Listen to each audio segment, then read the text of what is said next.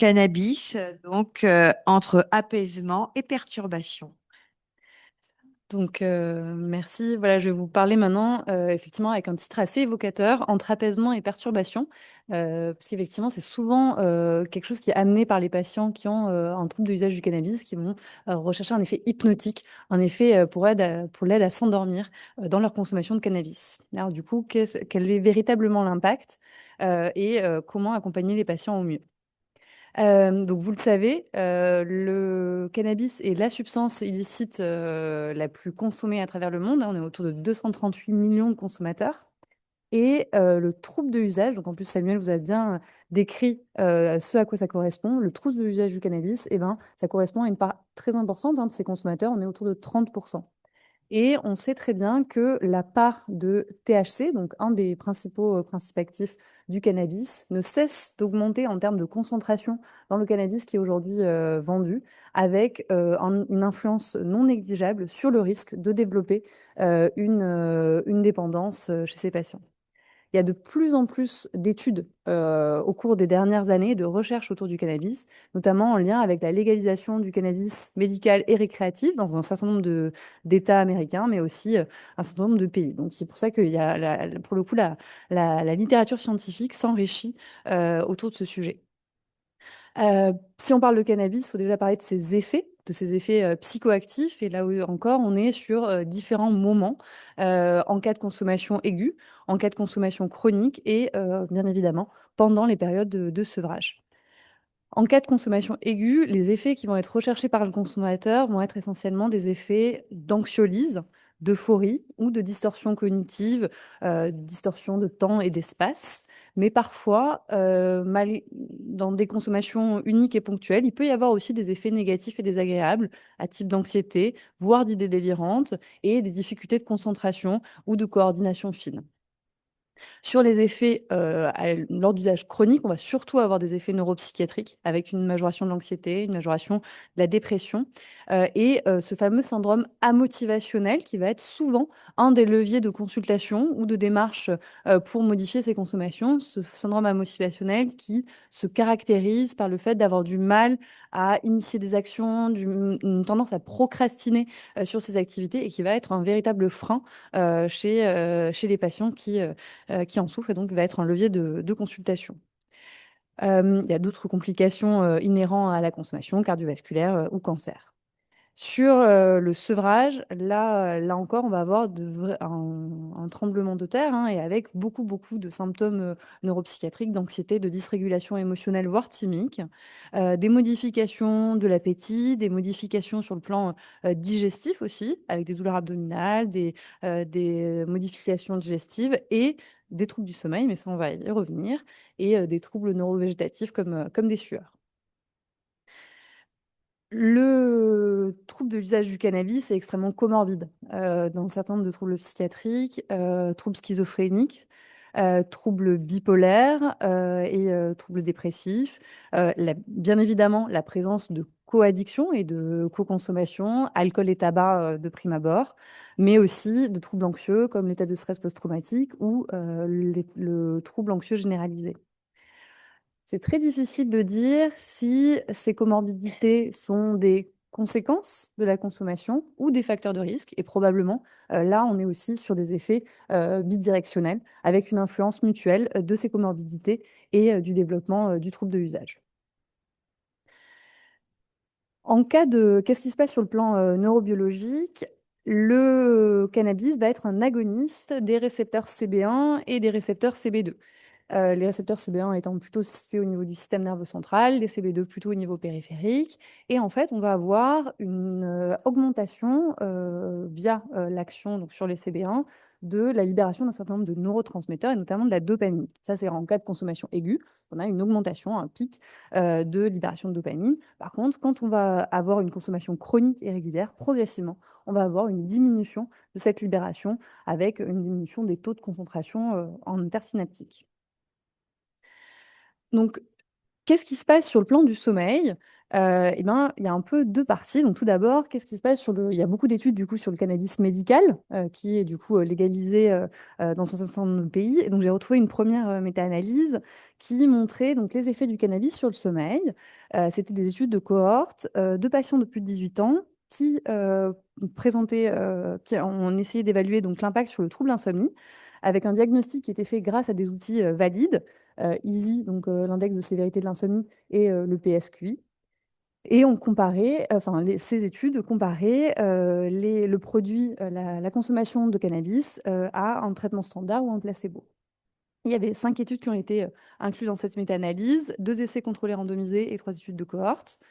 Et ce que ça montre, c'est qu'il y avait une amélioration de la qualité de sommeil sur le PISCI pour les études de cohorte à 4 semaines et à 8 semaines. 4 semaines et 8 semaines, on est sur des délais qui sont assez courts.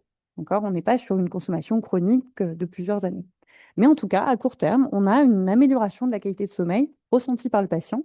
Et pareil, sur l'essai contrôlé randomisé, donc qui était du Nabilone, qui est un agoniste du THC, montrer une amélioration de l'EASI, donc l'index de sévérité de l'insomnie. Là, on était sur une durée encore plus courte, on est sur uniquement 2 semaines, donc c'est vraiment très court, mais on avait quand même une amélioration de la qualité de sommeil. Les points faibles de ces études sélectionnées, c'est que c'était des petits échantillons. En tout, on avait 219 patients, ce qui n'est pas énorme. Une courte durée de suivi et un risque élevé de biais avec des patients. Enfin, c'est très compliqué de faire un vrai placebo du cannabis parce qu'on a des effets psychoactifs. Et donc, si on a des patients qui sont demandeurs de cannabis, ce qui est possible, et ben, effectivement, on va avoir un effet de biais.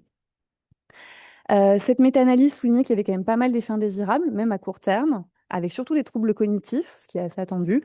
Il rapportait 135 cas sur 200 patients à peu près, ça fait quand même la moitié. Sécheresse buccale, nausées, insomnie, fatigue et somnolence, ce qui est un peu compliqué quand on veut évaluer, chez des patients dont le but est d'améliorer la qualité du sommeil, céphalée et constipation. J'ai retrouvé une autre méta-analyse, là qui incluait des essais contrôlés randomisés, qui comparaient le cannabis médical ou des cannabinoïdes à d'autres produits. Là, c'était pas forcément sur des outils valides. C'était pas des LISI ou PSQI, c'est est-ce que vous avez bien dormi ou mal dormi. Donc il y avait plus d'essais, il y avait 39 essais, 5100 patients, donc on a quand même un effectif qui est un peu plus fort, mais avec une évaluation qui est un peu moins fine de la qualité du sommeil. Et là, globalement, on retrouve à peu près les mêmes choses aussi. Une tendance à l'amélioration de la qualité de sommeil chez les patients. Ah oui, je n'ai pas précisé, c'était dans une population particulière. C'était des populations qui souffraient de douleurs chroniques. Et donc, du coup, avec un effet du cannabis médical dans cet effet-là. Et donc là, on a une tendance à l'amélioration aussi de la qualité de sommeil à court terme. Là aussi, il rapportait des effets indésirables qui étaient à peu près les mêmes que ceux retrouvés dans l'étude précédente.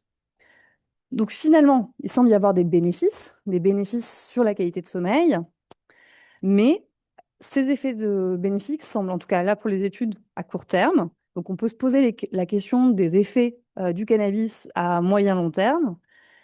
C'était pas comparé au traitement de référence, qui est le TCC insomnie, c'était systématiquement comparé à des traitements sédatifs ou hypnotiques qui ne sont pas le traitement de référence. C'est uniquement des données subjectives. Il n'y avait pas de données en polysomno sur ces études-là. Et en plus, certaines études n'utilisaient pas d'outils validés pour évaluer la qualité de sommeil. De plus, on peut se poser la question aussi des autres effets indésirables à long terme, des effets sur le plan neuropsychiatrique, anxiété, syndrome motivationnel, dépression, dont je vous ai parlé au tout début, qui ne sont pas du tout évalués et qui sont quand même particulièrement importants quand on parle de qualité de vie, de sommeil et de santé globale. Et bien évidemment, la question du trouble de l'usage, parce que vous vous en doutez, si on a des consommations qui sont chroniques et qui se poursuivent dans le temps, forcément, il va y avoir un effet majoré de risque de développer une dépendance et une addiction au cannabis. Donc il y a une toute autre littérature, c'est presque deux mondes qui s'opposent, celui des études sur le trouble de l'usage, qui s'intéresse là donc à une population spécifique, c'est des patients qui ont déjà un trouble de l'usage du cannabis et dont on évalue la qualité de sommeil. Donc là, par exemple, c'était donc une étude qui évaluait donc l'impact de la qualité de sommeil grâce au PSQI. On était on est sur des petits effectifs, 244 patients, avec des patients qui ont un trouble de l'usage, il y en avait 56.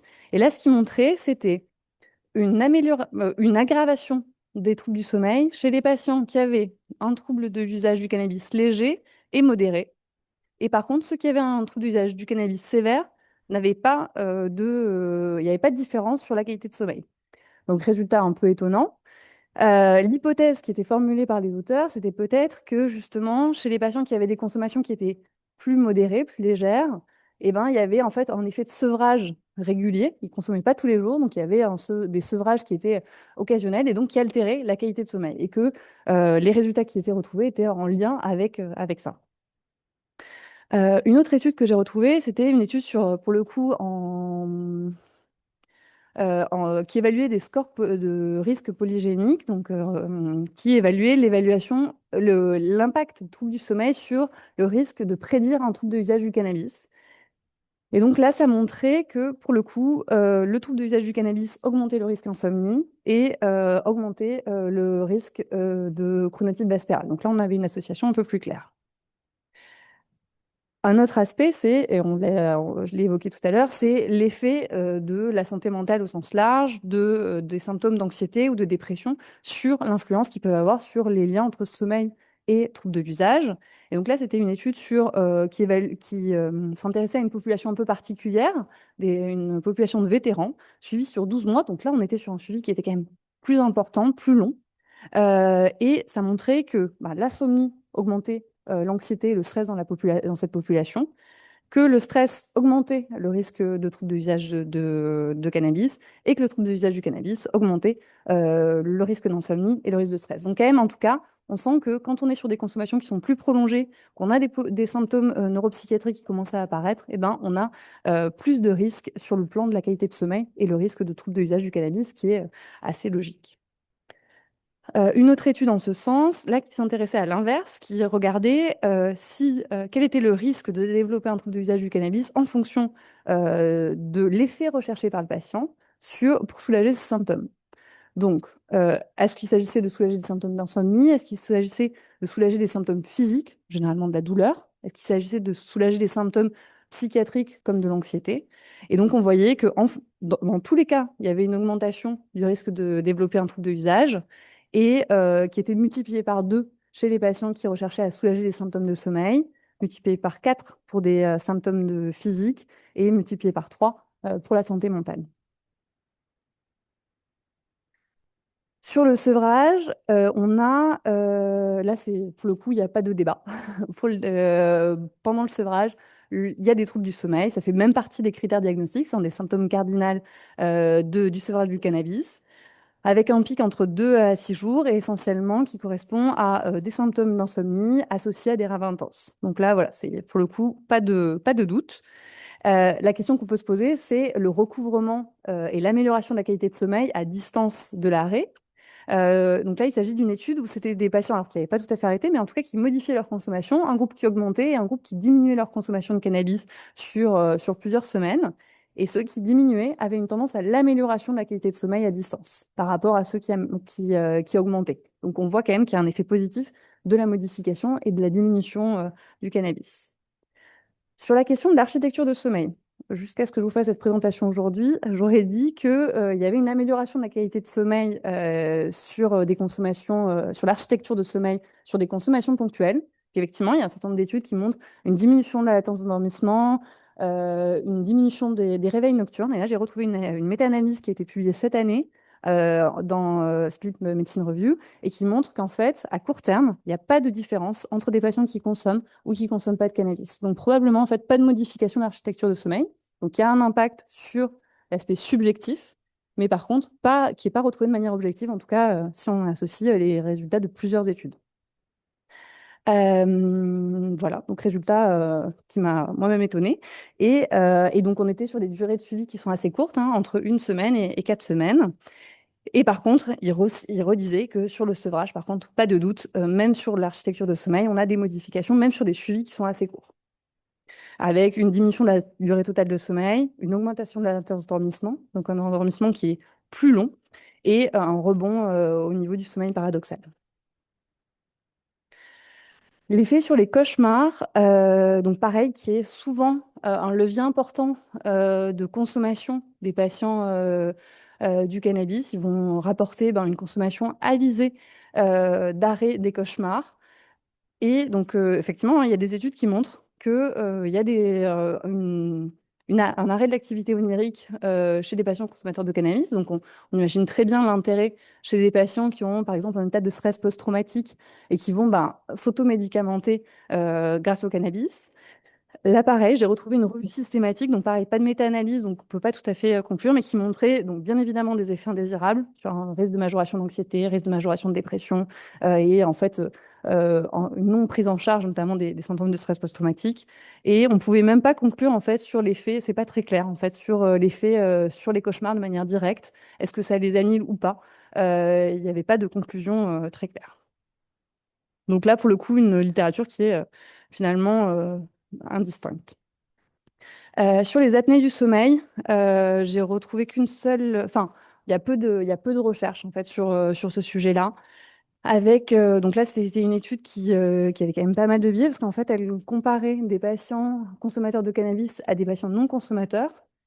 Et le groupe non consommateur, il y avait 7000 patients, le groupe consommateur 70, donc déjà quand même une part assez différente. Et en plus, de manière indifférenciée, les patients consommateurs consommaient du CBD ou du THC, dont on peut imaginer qu'ils ont des effets différents sur le sommeil. En tout cas, cette étude montrait plutôt une tendance à l'amélioration des paramètres d'apnée du sommeil avec une diminution de l'IH dans le groupe des patients consommateurs. Mais bien évidemment, ce résultat est à prendre avec précaution et il faut des études complémentaires.